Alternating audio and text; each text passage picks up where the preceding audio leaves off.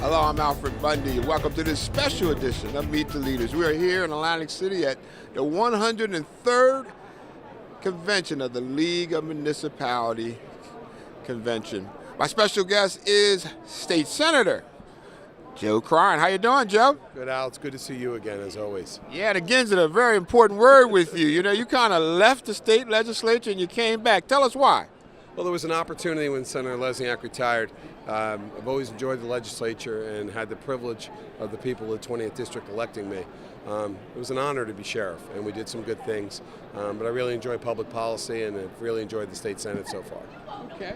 Let's just get your feeling about the midterm election. Didn't quite look like a blue wave at the beginning, but as results kind of came in days later, maybe it was. Oh, I think it was. I think if you look at not only Senator Menendez's incredible reelection, but when you look at only one congressman left, that's a Republican here in the Jersey delegation, I think you have to look at it that way. It was a referendum on the president, but I also think it was a referendum on the Republican majority not getting things done. We in New Jersey want a tunnel.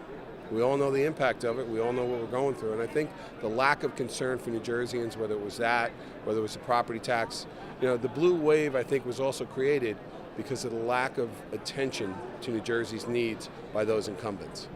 Let's talk a little bit about the Gateway project and where it is. And it had kind of been off the grid. Now it seems to be back.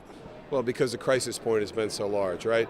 As we know, there's only 23 trains that can go through the tunnel at peak time in the morning, right? It doesn't matter who you are, we need more tunnel space. And when you realize that Amtrak controls 5 of those, you only have 18, and we have a demand for significantly more than that. When Chris Christie canceled that tunnel, the Gateway, 10 years ago, literally about 10 years ago or so, it set our region and our state back significantly. Now what you see is as a result of the crisis that's come forward, by the Portal Bridge not working, that over 100-year-old bridge, by the delays, we realize that the need for capacity has just been exacerbated. I'm hopeful. As a matter of fact, I am counting on the new delegation being able to deliver funding for that project. It's important to my district. It's important to this entire state and the economy of the region.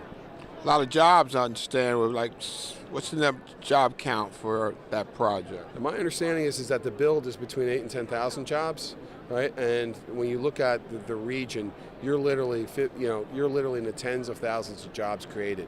The irony of it is, Al, is if Chris Christie had allowed that to happen, if at the time, there might have been some overruns, but the economic opportunities that are here, much less that transit commuter who's standing on the platform waiting for the train that never comes, all those things add up. They add up in economic progress, they add up in quality of life.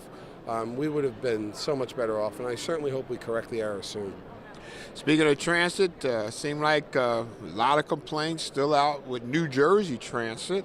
Fares seem to keep going up, and where are we?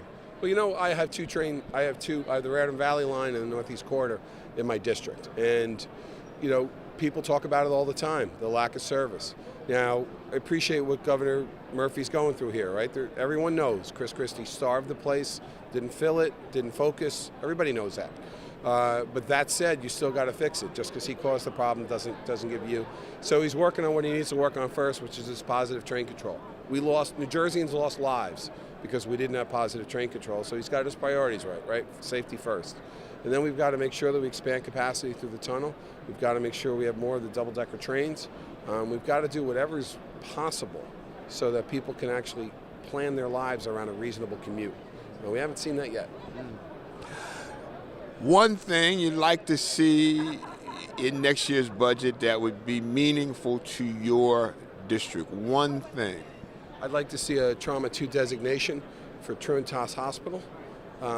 This year, I'm very proud of the fact that we got a motor vehicle agency back in the city of Elizabeth, the 4th largest city in the state of New Jersey.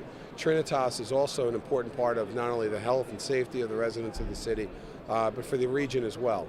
We've applied and worked very hard to make sure that Trinitas is under full consideration for a Trauma 2 hospital designation that allow them to open up more opportunities for the health care of our citizens.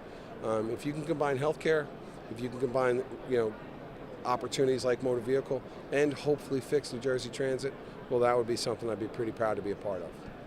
Before we go, trying to get legislators ideas of what we can do about this opioid crisis, which is really, the numbers are just getting higher and they're unbelievable, actually. What can we do to help? You know, when I was sheriff, I had the opportunity to cooperate with the Union County Free Elder Board, the prosecutor. We created a program called CLEAR. Anybody can walk in today, in Union County, by the way, to either the sheriff's office or the county police building, and you can walk in, simply say, I need help. If you have warrants, we'll clear them out for you. We have beds available. There's a counselor that comes in from Prevention Links that literally gives you a review within 30 minutes of your entry.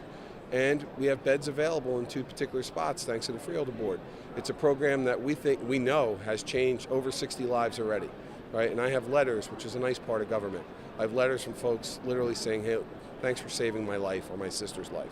Is this a model for our state to look at? I think it is. I'd like to see more of it expanded. It's a model I'm very candid about. I might have taken a lot from Ocean County, my friends down there, and it's been successful, and I hope we can expand it. We've just simply got to do more. We're out of time. Welcome back. Al, thank you. It's always good to see you. We're here at the New Jersey League of Municipality Convention in Atlantic City.